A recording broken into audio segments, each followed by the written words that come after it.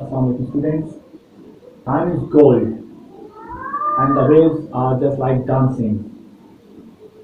जैसा कि आपको पता चल गया होगा आज का टॉपिक क्या है बेटा, figurative language, figure of speech.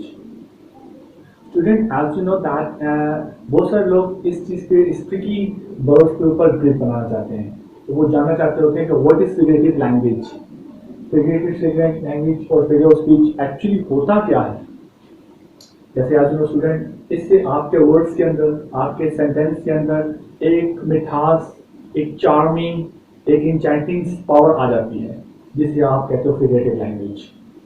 Lots of points जो होते हैं, ज़्यादातर जो पोइट्री करने वाले हज़ार होते हैं, जो लिटरेरी डिवाइस से बिलोंग करती है, वो अपनी पोइट्री के अंदर बेटा फिगरेटिव लैंग्वेज को यूज़ करते हैं.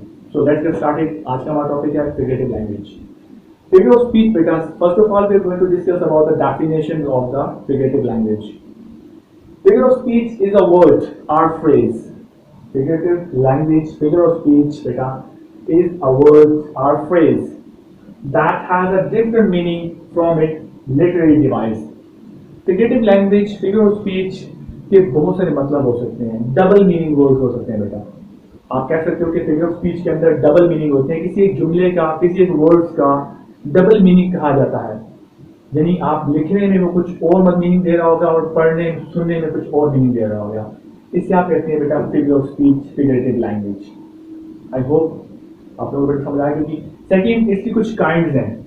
मोस्ट इंपोर्टेंट जो मेजर काइंड होती हैं वो तो बेटा जो आपके सामने बोर्ड पे लिखी गई है यही है. For example, simile, metaphor and personification. These are the basic and most important. Simile, बेटा, मेटाफर, पर्सोनिफिकेशंस, ये इसकी मेजर काइंड है.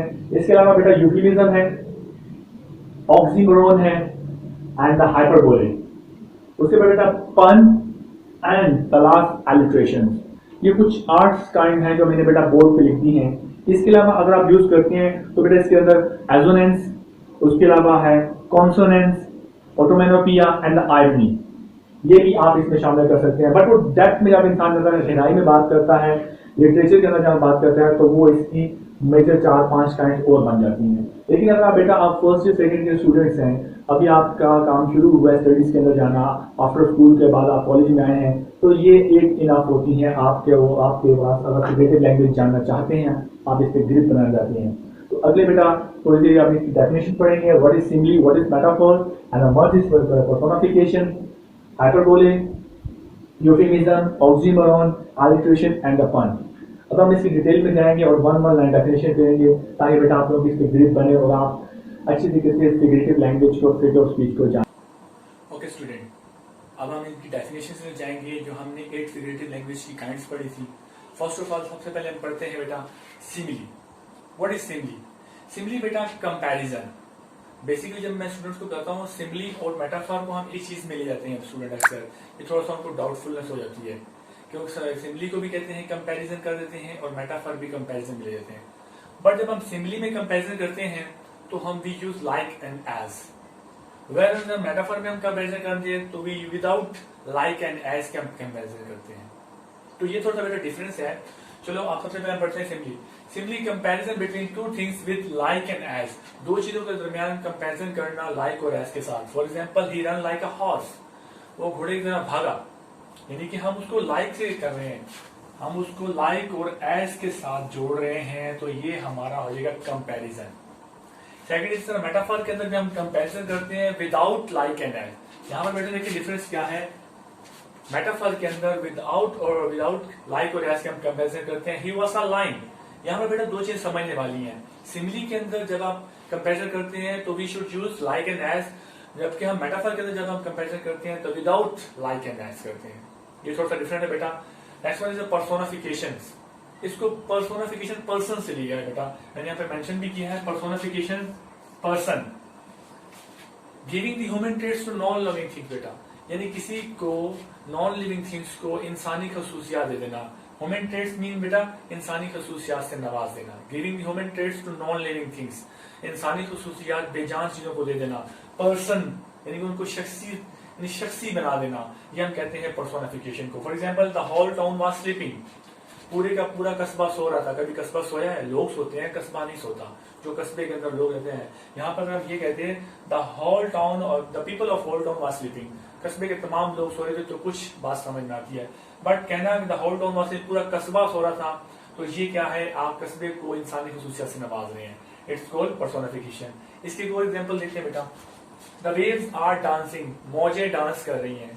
हालांकि डांस तो इंसान करते हैं। तो यानी कि हम किसी भी नॉन लिविंग थिंग्स को पर्सोनिफाई कर देते हैं, इंसानी खसूसियत से नवाज देना पर्सोनिफिकेशन कहलाता है। नेक्स्ट बेटा यूफिमिज्म।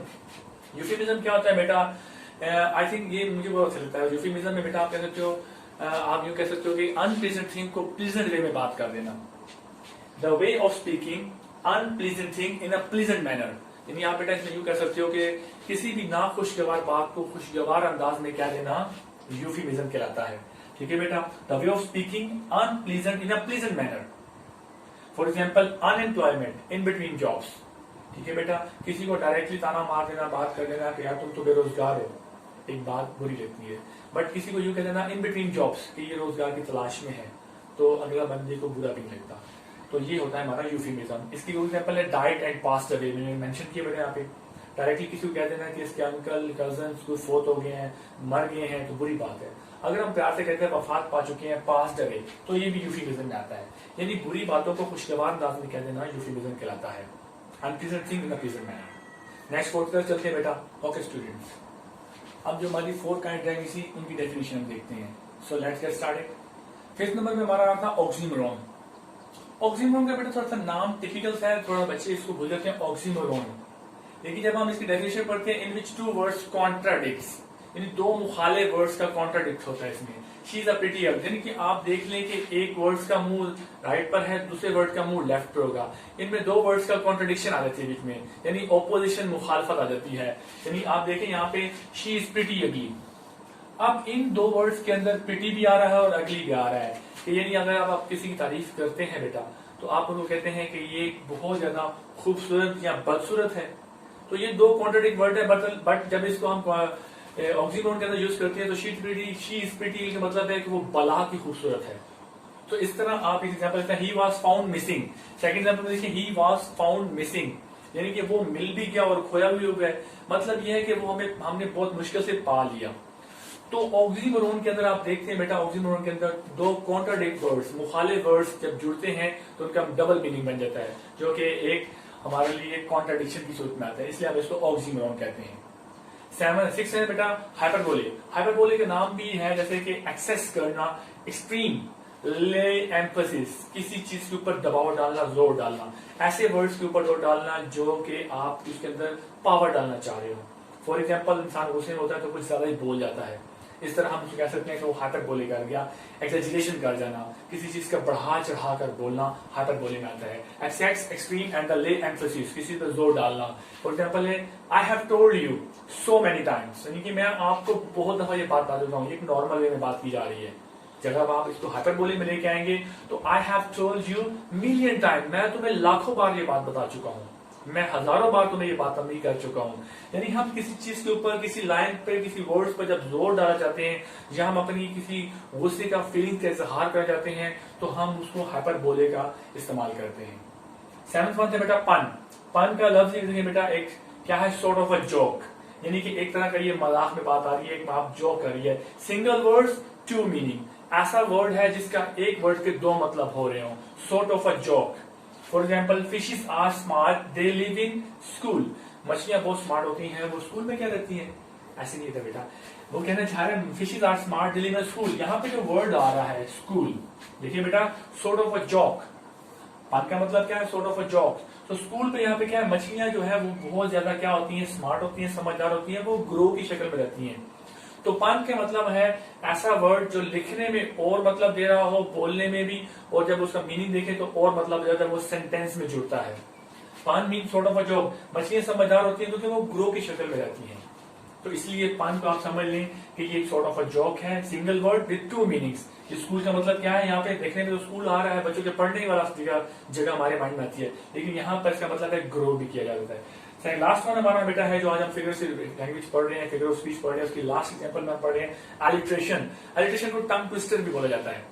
टंग ट्विस्टर समझ आया मेरा बेटा, यानी कि दो वर्ड्स के सेम साउंड आ रहे हो, टंग ट्विस्टर हो, जिसमें आप बोलने में आपकी जुबान में दोनों वर्ड सेम ही निकल रहे हो, लग रहा है कि दोनों वर्ड सेम है, टंग ट्विस्टर बोलते हैं इसको। For example Coca Cola, Donald Duck, Mickey Mouse, these are words alliterations. ठीक है मेरा बेटा। He was selling she sells by the C shore. अब देखिए इस जुमले के अंदर आप क्या मेरा बेटा देख रहे हैं, he was selling the sales, ठीक है, दी सेल्स बाय द सी शोर, यानी कि वो क्या बेच रहा है, वो सीपियां और घोंगे बेच रहा है साहिल समुद्र के किनारे। उर्दू में इसका मतलब ये है, बट इसमें तो tongue twister.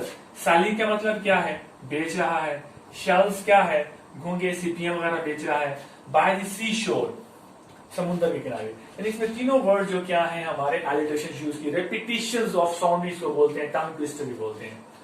So I hope student आपको आज का फिगरेटिव लैंग्वेज का लेक्चर समझ आया होगा। Figurative language, figure of speech आपको समझ आ गई होगी, जो हमने डेफिनेशंस और एग्जांपल्स की। I hope.